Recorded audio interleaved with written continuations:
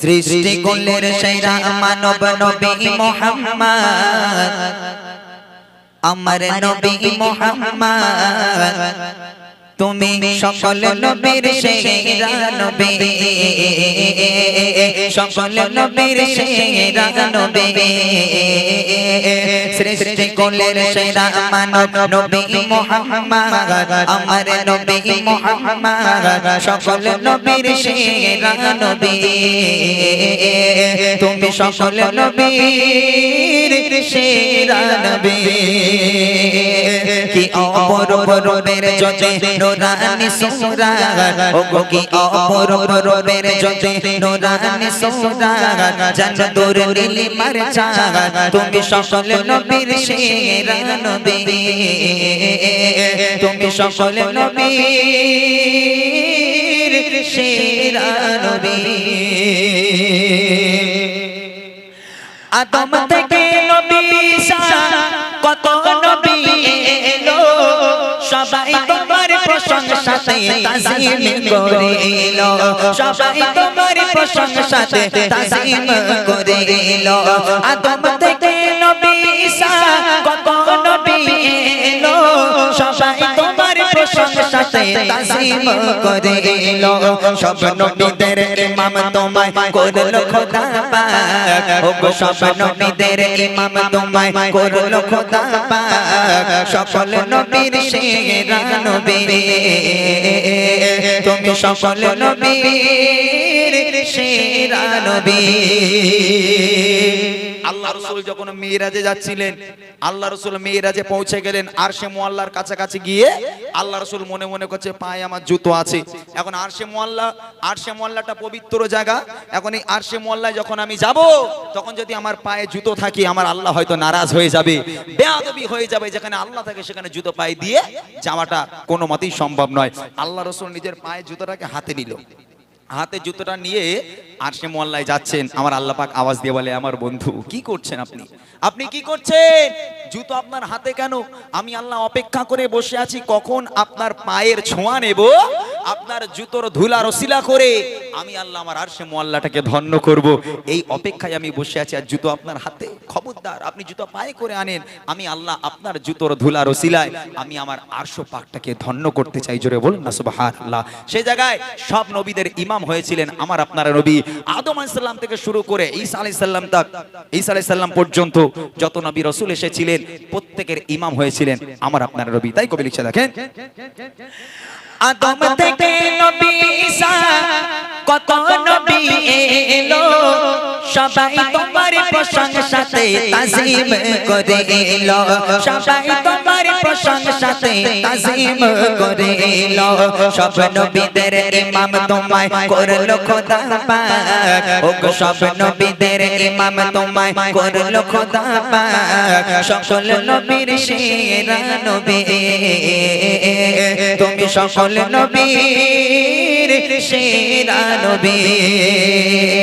সৃষ্টি কুলের সেরা মানব নবী মুহাম্মদ, ওগো সৃষ্টি কুলের সেরা মানব নবী মুহাম্মদ, আমার নবী মুহাম্মদ, তুমি সকল নবীর সেরা নবী। তুমি সকল নবীর সেরা নবী। আল্লাহ রাসূল দুজনের জন্য দোয়া করেছিল। হযরতে ওমরও ছিল বেঈমান, আর হযরতে আবু জেহেলও ছিল বেঈমান, দুজনেই বেঈমান। আল্লাহ রাসূল ইসলাম প্রচার প্রসার করার জন্য আল্লাহর কাছে দোয়া করেছিল, আল্লাহ হয় আবু জেহেল না হলে ওমর, এই দুটোর মধ্যে একটাকে তুমি কবুল করো, একটাকে আমার ইসলামের ছায়া তলে এনে দাও, আমি ইসলামকে একটু প্রচার করতে চাই। আল্লাহ আমার দ্বারা হচ্ছে না, তুমি হয় আবু জেহেলকে দাও আর নাহলে হযরত ওমরকে দাও। আল্লাহ পাক রাসূলের দোয়াকে কবুল করেছিল। কে হয়েছিল? সেই বেদিনদের মধ্যে থেকে, আবু জেহেল আর ওমরের মধ্যে থেকে কে আল্লাহ রাসূলের সহচারী হয়েছিল? কবি লিখছে, দেখেন, নবী বলে ওগো খোদা করতে দিনের প্রচার, একটাকে নাও কবুল করে বুঝে নয় ও ওমর, একটাকে নাও কবুল করে বুঝে নয় ও ওমর। নবী বলে ওগো খোদা করতে দিনের প্রচার, একটাকে নাও কবুল করে বুঝে নয় ও ওমর, একটাকে নাও কবুল করে বুঝে নয় উমার কাটবে মাথা ছোটে উমার কোথায় মুহাম্মদ ও কাটবে মাথা ছোটে উমার কোথায় মুহাম্মদ নবীকে দেখে সে হয় অবাক সকল নবীর সেরা নবী তুমি সকল নবীর সেরা নবী সৃষ্টি কুলের সেরা মানব নবী মুহাম্মদ ও সৃষ্টি কুলের সেরা মানব নবী মুহাম্মদ তুমি সকল নবীর সেরা নবী তুমি সকল নবীর সেরা নবী শেষ ছন্দ। আল্লাহ রাসূলের সবচেয়ে কাছের বন্ধু ছিলেন হযরত আবু বকর সিদ্দিক রাদিয়াল্লাহু তাআলা আনহু। হযরত আবু বকরের সঙ্গে আল্লাহ রাসূল হিজরতে গিয়েছিলেন। আপনারা শুনেছেন এই ঘটনা যে গুহার মধ্যে আল্লাহ রাসূল আবু বকরের উরুতের উপরে মাথা রেখে একটু আরাম করছিলেন, আর যে গুহার মধ্যে গর্তগুলো ছিল সব কাগজের কাপড়ের টুকরা দিয়ে দিয়ে ভর্তি ছিল, একটা গর্তে আর কাপড় কুলায়নি। তো সে জায়গায় কি ছিল, কাপড়ের জায়গায় হযরত আবু বকরের বুড়ো আঙুল, পায়ের বুড়ো আঙুল দিয়ে চেপে আল্লাহ রাসূল আবু বকরের উরুতের উপর মাথা দিয়ে ঘুমাচ্ছে। ওই গুহার ওই গর্ত থেকে একটা বিষাক্ত সাপ এসে আবু বকরের পায়ে কামড়েছিল। আপনারা এই ঘটনা শুনেছেন। আমার নবী থুতু লাগানোর সাথে সাথে বিষ পানি হয়ে গেছিল, কারণ বিষ পানি হয়ে গেছে। আচ্ছা আপনারা বলেন, এখন আমাদের এলাকার যত মুরব্বী আছে, ইমাম সাহেব, মুয়াজ্জিন সাহেব আছে, যারা হাফেজ সাহেব আছে, এখন ধরে না এই গ্রামে কাউকে সাপে কাটলো, এখন সে কাকে ডাকবে? এখন মনে করছে এই মোটা ভাই একটু মুরব্বী পানা, হ্যাঁ বড় বড় দাড়ি, মোটা শরীর, মোটা, এখন ওরে আর ডাকি, ও যদি সাপের বিষটা একটু বার করতে পারে। তা আমার নবী একটু থুতু দিলে আবু বকরের পায়ের বিষ পানি হয়ে গেছিল। তা মোটা ভাই যদি এখন ওই থুতু দেয়, এখানে যদি কারো সাপে কামড়ায়, মোটা ভাইকে ডেকে নিয়ে যাওয়া হলো, একটু দেখো সাপে কামড়েছে, আর মোটা ভাই যদি থুতু দেয়, তাহলে আপনাদের মনে হয় যে বিষ পানি হবে? মনে হয়? আল্লাহ রাসূল থুতু দিলে বিষ পানি হয়ে যায়, আর আমরা থুতু দিলে অ্যালার্জি হয়ে যাবে। ঠিক বলিনি? আমরা থুতু দিলে অ্যালার্জি হয়ে যাবে, কিন্তু আল্লাহ রাসূলের থুতুর কতটা কুদরত ছিল, কতটা মর্যাদা মুজেজা ছিল, যে আল্লাহ রাসূল একটু থুতু লাগানোর সাথে সাথে বিষাক্ত সাপের বিষ সেটাও পানি হয়ে গেল। কবি লিখছে দেখেন, হিজরতের সাথে নবীর ছিল আবু বকর গুহার ভিতর শুয়ে নবী উড়ুতের ওপার হিজরতের সাথে নবী ছিল আবু বকর গুহার ভিতর শুয়ে নবী উড়ুতের ওপার আবু বকরের পায়ে কাটে বিষাক্ত এক সাপ আবু বকরের পায়ে কাটে বিষাক্ত এক সাপ নবী দেয় থুতু মুবারক বিষের জ্বালা ঘুচে যায় সবে তুমি সকল নবীর সেরা নবী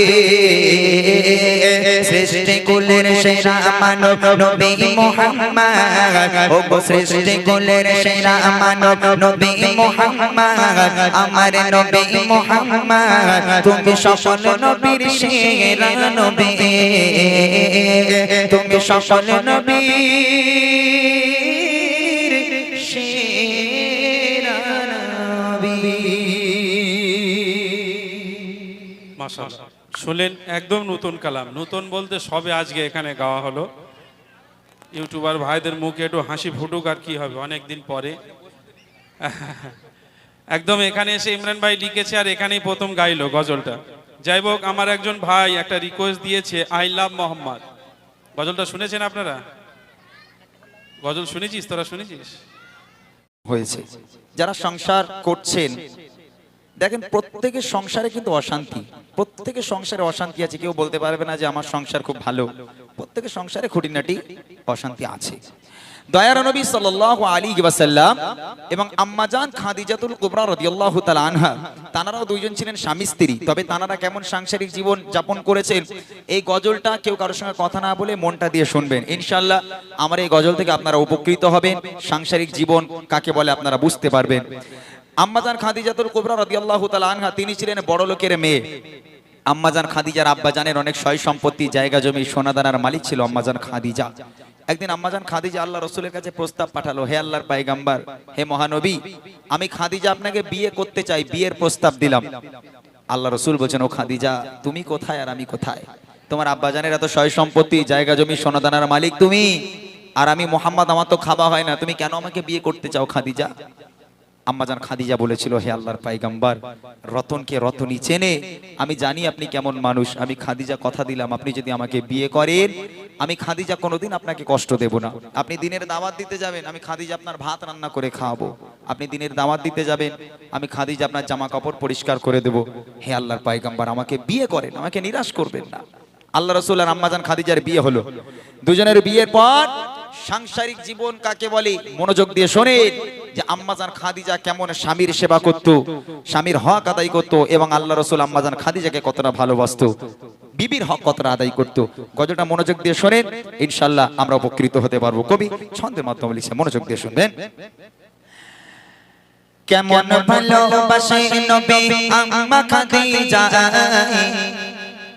কেমন ভালোবাসে নবী আম্মা খাদিজা, যে ভালোবাসায় খুশি হতে আল্লাহ দয়াময়, যে ভালোবাসায় খুশি হতে আল্লাহ দয়াময়। কেমন ভালোবাসে নবী আম্মা খাদিজা, কেমন ভালোবাসে নবী আম্মা খাদিজা, যে ভালোবাসায় খুশি হতে আল্লাহ দয়াময়, যে ভালোবাসা খুশি হতে আল্লাহ দয়াময়।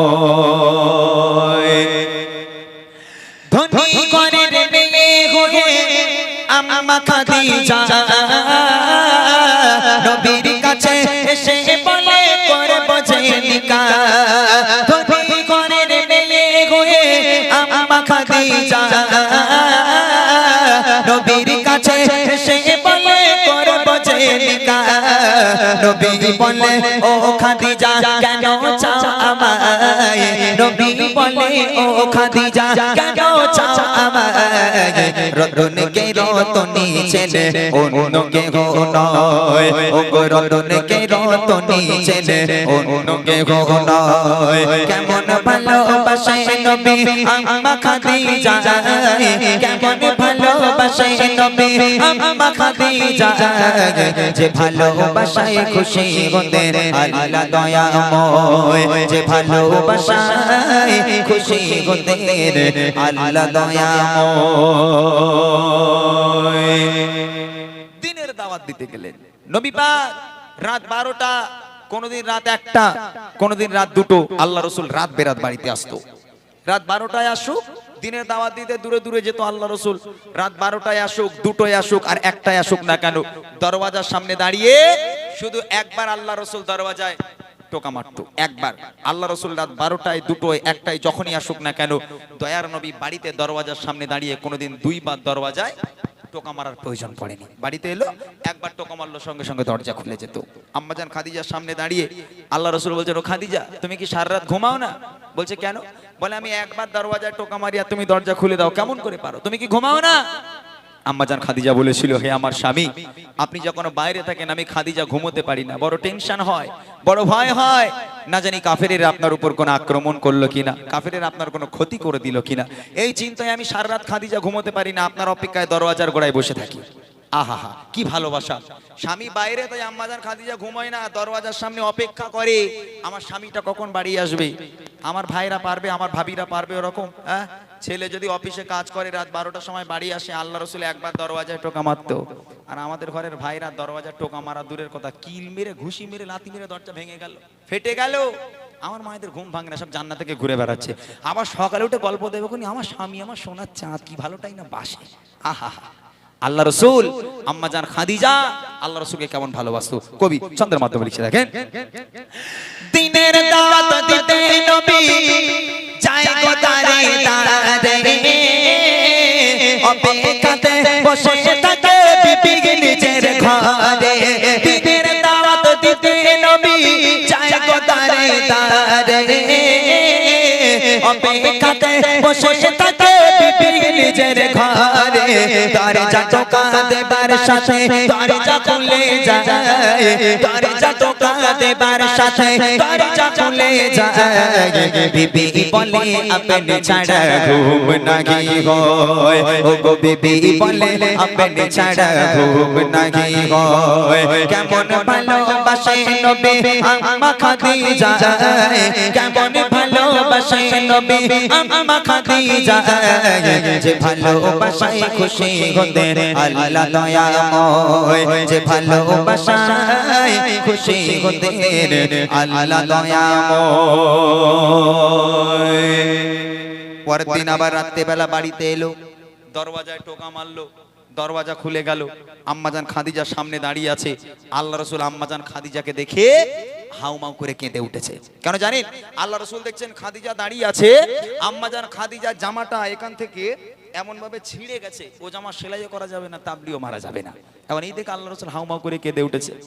আম্মাজান খাদিজা আল্লাহ রসুলকে জড়িয়ে ধরলো, হে আমার স্বামী, আপনি কাঁদছেন কেন? আমার দ্বারা কি কোনো বেয়াদবি হলো? কষ্ট পেলেন? কেন কাঁদছেন? আল্লাহ রসুল বলছেন, ও খাদিজা, তুমি কোন ঘরের মেয়ে খাদিজা? তোমার আব্বাজানের এত সয় সম্পত্তি, জায়গা জমি, সোনাদানার মালিক তুমি। সব সোনাদানা গুলো এনে আমি নবী আমার রাস্তায় কুরবানি করে দিলে খাদিজা। আজকে তোমার অবস্থা দেখো, তোমার জামাটা এমন ভাবে ছিঁড়ে গেছে, ও জামা আমি তোমার স্বামী হয়ে সেলাইও করে দিতে পারবো না। ও খাদিজা, আমি তোমাকে ভালো রাখতে পারলাম না। আম্মাজান খাদিজা কাঁদতে কাঁদতে আল্লাহ রসুলকে জড়িয়ে ধরে বলেছিল, হে আমার স্বামী, আমি আপনার কাছে কোনোদিন কষ্ট পাইনি, খুব ভালো আছি আলহামদুলিল্লাহ, তবে জীবনে কিছু চাইনি, তিনটে জিনিস চাইবো, দেবেন? আল্লাহ রসুল বলছেন, খাদিজা কি চাই তোমার বলো। আম্মাজান খাদিজা বলছে, আমার প্রথম নম্বর আবদার, আমি খাদিজা যেদিন ইন্তেকাল হয়ে যাব, আমি খাদিজা যেদিন মারা যাব, ওই দোকান থেকে কাফন কিনে পড়ালে হবে না, তাহলে আপনার এই জুব্বা, আপনার এই পিরান আমাকে কাফন করে দিতে হবে। দ্বিতীয় নম্বর আবদার, আমি খাদিজা যখন আমাকে কবরে শোয়ানো হবে, কবরে নামানোর আগে আপনি নিজে কবরে নামবেন, কবরের চারপাশটা একবার হাঁটবেন, কেননা আমি খাদিজা কবরের আযাবের ভয় পাই। কবর যদি আমাকে আযাব দেয়, আপনার পায়ে ছাপ থাকলে কবর আমাকে আর আযাব দেবে না। আর তিন নম্বর আবদার, মুনকার নেকির ফারিস্তারা যতক্ষণ আমার সওয়ালের জবাব না করবে, আমার কবরের ধারে থেকে বাড়ি যেতে পারবেন না, বসে থাকতে হবে। এই তিনটা আবদার রাখবেন। আল্লাহ রসুল বলল, খাদিজা, তোমার তিনটে আবদার মেনে নিলাম, পূরণ করব। একটা বার চিন্তা করে দেখেন, আম্মাজান খাদিজা আল্লাহ রসুলের কাছে কি আবদার করেছে। আর আমার মায়েরা এরম আবদার করে, এ দেখো আমি মরে গেলে একটু ভালো করে একটু দোয়া করো, আমার কবরের ধারে গিয়ে জুম্মার নামাজ পড়ে একটু জিয়ারাত করো, একটু মলি সাহেব দাওয়াত করে খাইও, গ্রামের বাচ্চাগুলোর একটু খাইও, একটু আমার জন্য দোয়া করো। আমার মায়ের আবদার করে ওই সব না, আমার মায়েদের আবদার এই দেখো, একটু দীঘায় যাবেন না, একটু বকখালি যাবেন না, আমার মায়েদের আবদার এরকম। কিন্তু আম্মাজান খাদিজা স্বামীর কাছে কত সুন্দর আবদার করছে, কবি লিখছে শুনুন। বিবি বলে, ও গো স্বামী, মরণের পরে কবরে শোয়াবেন আমায় জুব্বা কাফন করে, কবরের চারিপাশে ঘুরবেন ঘেটে ঘেটে, কবর জানো নাহি পারে আমায় পিছে দিতে, থাকবে বসে ফারিস্তাদের সওয়ালের সময়, থাকবে বসে ফারিস্তাদের সওয়ালের সময়, কবরের কঠিন আযাব বড়ই ভয়ের হয়, ও গো কবরের কঠিন আযাব বড়ই ভয়ের হয়। কেমন ভালোবাসে নবী আম্মা খাদিজা, কেমন ভালোবাসে নবী আম্মা খাদিজা, যে ভালোবাসায় খুশি হতেন আল্লাহ দয়াময়, যে ভালোবাসায় খুশি হতেন আল্লাহ দয়াময়। ইন্তেকাল হয়ে গেল, আম্মাজান খাদিজা মারা গেল। প্রথম নম্বর আবদার, এই জুব্বা দিয়ে কাফন পরাতে হবে। আল্লাহ রসুলের জুব্বা দিয়ে কাফন পরানো হলো খাদিজাকে। দ্বিতীয় নম্বর আবদার, কবরে শোয়ানোর আগে আল্লাহ রসুলকে কবরে নামতে হবে। আল্লাহ রসুল কবরে নামলো, কবরের চারপাশটা হাঁটলো, হাঁটার পরে এবার আম্মাজান খাদিজাকে কবরে শোয়ানো হলো। কবরে শোয়ানোর পর এই মুখটাকে পশ্চিম দিকে রাখতে হয়, আপনারা জানেন তো। আম্মাজান খাদিজাকে কবরে শোয়ানোর পর মা খাদিজার মুখটাকে যতবার কেবলার দিকে, পশ্চিম দিকে ঘোরানো হয়, আম্মাজান খাদিজার মুখটা ঘুরে অটোমেটিক আসমানের দিকে হয়ে যায়। আবার একবার চেষ্টা করা হলো, আবার একবার কবরের মধ্যে আম্মাজান খাদিজার মুখটাকে নিয়ে কেবলার দিকে ঘোরানোর চেষ্টা করা হয়, আবার এমনি এমনি ঘুরে আবার আসমানের দিকে হয়ে যায়। সাহাবারাও পেরেশান, আল্লাহ রসুলও পেরেশান, মুখ কেন কেবলার দিকে ঘোরে না। আবার একবার চেষ্টা করা হলো, তিনবার চেষ্টা করার পর কোন মতে খাদিজারা মুখ কেবলার দিকে ঘোরে না, আকাশের দিকে হয়ে যায়, এমনি এমনি ঘুরে আসমানের দিকে হয়ে যায়। ওই সময় আল্লাহ পাক আরশে আজিম থেকে খবর পাঠালে, আমার বন্ধু চিন্তা করবেন না, চিন্তার কোনো কারণ নেই, আমি আল্লাহ চাই না খাদিজার মুখটা কেবলার দিকে থাক, কেননা খাদিজা দ্বীন ইসলামের জন্য, কোরআনের জন্য আমি আল্লাহ আমার জন্য এত কষ্ট করেছে, এত রক্ত ঝরিয়েছে, নিজেকে এত কোরবানি করেছে, আমি আল্লাহ খাদিজার উপর এত খুশি হয়ে গেলাম। আমি আল্লাহ চাই না খাদিজার মুখটা কেবলার দিকে থাক, আমি আল্লাহ চাই খাদিজার মুখটা সরাসরি আসমানের দিকে হয়ে থাক, যাতে করে আমি আল্লাহ আরশে মুআল্লায় বসে বসে আমি আমার খাদিজাকে প্রতিনিয়ত দেখতে পারি। একবার জোরে বলুন না সুবহানাল্লাহ, জোরে হবে না সুবহানাল্লাহ। কোন খাদিজা? আল্লাহ রসুলের সবচেয়ে প্রিয় স্ত্রী কোন খাদিজা, যাকে আল্লাহ পাক আল্লাহ তাআলা বলছে ওরে দুনিয়ার সব নারীদের মুখ কেবলার দিকে ঘোরা, শুধু খাদিজার মুখটাকে আকাশের দিকে রাখ। আমি আল্লাহ খাদিজাকে এত ভালোবাসি, আমি আল্লাহ আরশে মুআল্লায় বসে বসে কবরের মধ্যে থেকে খাদিজাকে দেখবো। আহা, ইনি ছিলেন আল্লাহ রসুলের সবচেয়ে প্রিয় স্ত্রী। শেষ কথায় কবি লিখছে দেখেন, যত সবাই খাদিজাকে কেবলাতে মুখ করে, ততবারে আসমানের ওই দিকে যায় যে ঘোরে। যত সবাই খাদিজাকে কেবলাতে মুখ করে, ততবারে আসমানের ওই দিকে যায় যে ঘোরে। আল্লাহ বলে ও গো নবী চিন্তার কিছু নাই, আল্লাহ বলে ও গো নবী চিন্তার কিছু নাই। খাদিজাকে দেখবো বলে আমি সর্বদাই, ও গো খাদিজাকে দেখবো বলে আমি সর্বদাই। কেমন ভালোবাসে নবী আম্মা খাদিজা, কেমন ভালোবাসে নবী আম্মা খাদিজা, যে ভালোবাসায় খুশি হতে আল্লাহ দয়াময়, যে ভালোবাসায় খুশি হতে আল্লাহ দয়াময়, যে ভালোবাসায় খুশি হতে আল্লাহ